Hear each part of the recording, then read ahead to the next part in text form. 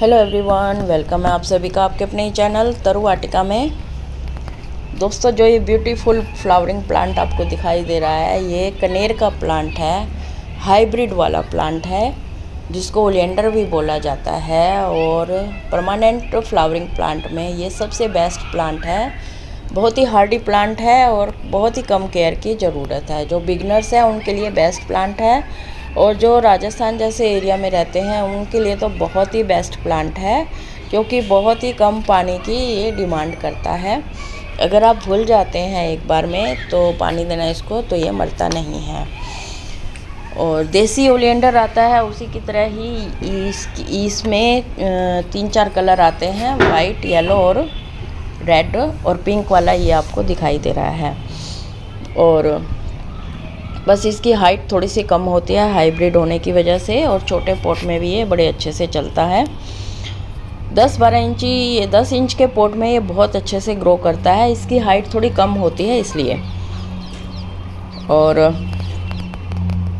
आज इसी के बारे में ही केयर टिप्स बताएंगे कि कैसे इसकी केयर की जाए और कैसे मैक्सिमम ब्लूमिंग ली जाए इससे, और कैसे ध्यान रखा जाए हाई टेम्परेचर में भी इसको कैसे बचाया जा सकता है।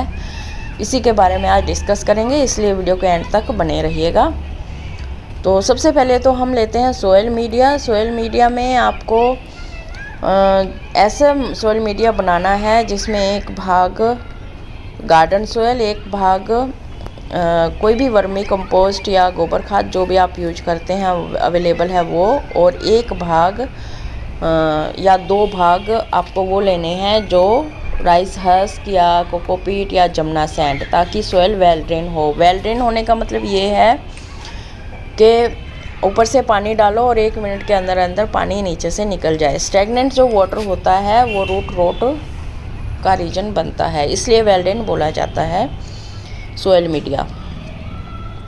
ये तो हो गई सोयल की बात। और पानी की बात करें तो पानी इसको बहुत कम ज़रूरत होती है। बहुत ज़्यादा टेम्परेचर में भी जब दिन में 2 बार पानी डालने की ज़रूरत होती है प्लांट्स को, इसमें एक बार में ही काम चल जाता है। या फिर अगर आप एक बार भूल भी जाते हैं तो ये प्लांट आप मरता नहीं है और कम पानी में भी ये अच्छे से ग्रो कर लेता है। और पंचिंग इसकी करनी टाइम टू टाइम बहुत ज़रूरी है। जो फ्लावर्स पेंट हो चुके हैं उनको थोड़ा नीचे से कट कर दीजिए, तो मल्टीपल स्टेम होंगी उसकी जगह, और फिर मल्टीपल ब्लूमिंग भी आ जाएगी उसमें। तो बुशी बनाने के लिए पंचिंग करना, प्रूनिंग करना बहुत ज़रूरी है। छोटा साइज होने के कारण आप सॉफ्ट प्रूनिंग कर सकते हैं। और फिर आता है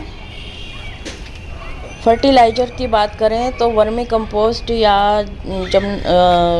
गोबर खाद जो भी आप यूज करते हैं अक्टूबर में और मार्च फरवरी में आप डाल सकते हैं। और ब्लूमिंग के लिए पोटाश की ज़रूरत होती है, इसलिए आप पोटाश के लिए आप अनियन पील फर्टिलाइज़र या फिर बनाना पील फर्टिलाइज़र का लिक्विड फर्टिलाइज़र बनाकर भी डाल सकते हैं, और वैसे भी डाल सकते हैं छिलके समेत भी। सब थोड़े टाइम के बाद मिट्टी में वो हो जाता है, छिलके विलके मिक्स हो जाते हैं। और पोटाश के लिए ज़रूरी है अगर आप ऑर्गेनिक यूज करते हैं। अगर आप केमिकल यूज करते हैं तो NPK 1919 आप यूज कर सकते हैं, DAP यूज कर सकते हैं, या सीवीड भी यूज कर सकते हैं। अगर आप केमिकल यूज करते हैं तो प्लांट्स में अपने, तो ये डिपेंड करता है आपके ऊपर। जब भी आप कोई भी यूज करते हैं फर्टिलाइज़र, तो सबसे पहले प्लांट की जो मिट्टी है उसकी गुड़ाई करिए, उसमें फर्टिलाइज़र डालिए और फिर उसमें वाटरिंग कीजिए। ये सही तरीका होता है फर्टिलाइजिंग का। ये नहीं कि आपने सीधा फर्टिलाइज़र डाल दिया, कोई भी कंपोस्ट डाल दी, और तो उसका जो वो जब तक आप पानी नहीं डालेंगे तब तक उसका फ़ायदा रूट्स तक या प्लांट को खुद भी नहीं मिलेगा। तो फर्टिलाइजिंग के बाद वाटरिंग करना बहुत ज़रूरी है ताकि वो रूट्स तक पहुंच जाए फर्टिलाइज़र।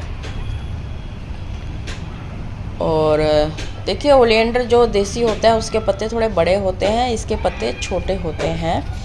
जब भी आप पॉट की सिलेक्शन करेंगे तो छोटे साइज का पॉट ही लें और मिट्टी का ही लें। अर्दन पॉट जो होते हैं वो एयरी होते हैं और जो ऑक्सीजन होती है उनके रूट्स को अच्छे से मिल जाती है, और ना ही वो गर्मी में गर्म होते हैं ना गर्मी में ठंडे होते हैं।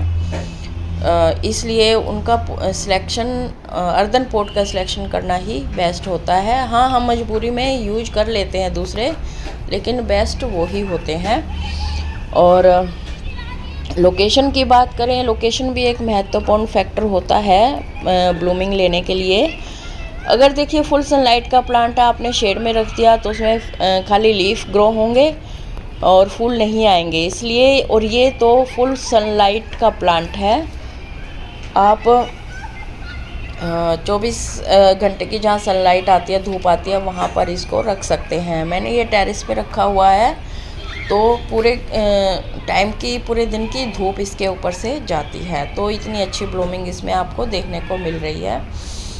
और वैसे तो मैंने इसके ऊपर कोई अटैक देखा नहीं है पेस्ट का, लेकिन फिर भी अगर आपको लगता है तो आप नीम ऑयल का स्प्रे कर सकते हैं, वो भी ऑर्गेनिक होता है। अच्छा, लोकेशन की बात की, फर्टिलाइज़र की बात की और पेस्ट वगैरह की बात करी, इसके अलावा सोइल मीडिया की बात करी।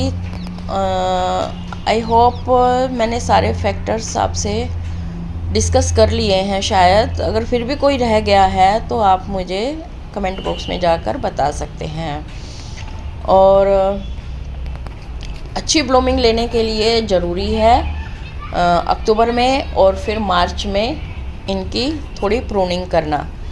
जब तक आप प्रूनिंग नहीं करेंगे, सॉफ्ट प्रूनिंग या हार्ड प्रूनिंग, तब तक इसमें मैक्सिमम ब्लूमिंग नहीं होगी।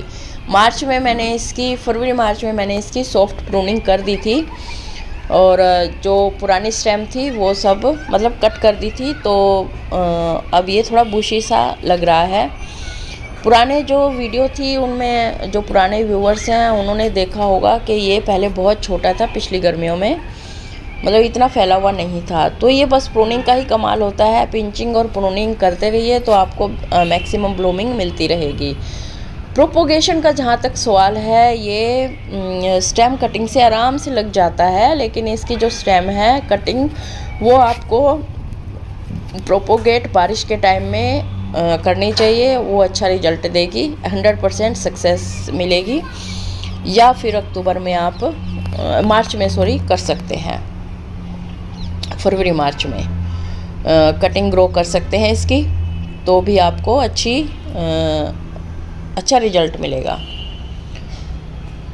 तो देखिए, ये अगर जो बिगिनर्स हैं या फिर जो राजस्थान जैसे इलाके में रहते हैं वहाँ पर ये प्लांट बहुत अच्छे से ग्रो करेगा, और क्योंकि बहुत कम केयर करनी पड़ती है इसकी, और जो बिगिनर्स हैं उनके लिए बेस्ट है। जिनके पास टाइम नहीं है, ऑफिस जाते हैं या वर्किंग हैं, उनके लिए भी ये बेस्ट प्लांट है। सिर्फ एक बार आप अक्टूबर में या फिर मार्च में इनको फर्टिलाइज कर दीजिए, बस उसके बाद कोई ख़ास केयर की ज़रूरत नहीं है।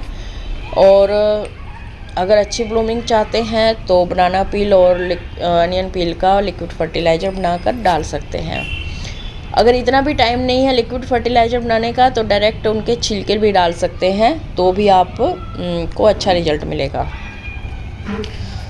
तो आई होप इस प्लांट के बारे में मैंने आपको सब कुछ डिटेल में बता दिया है।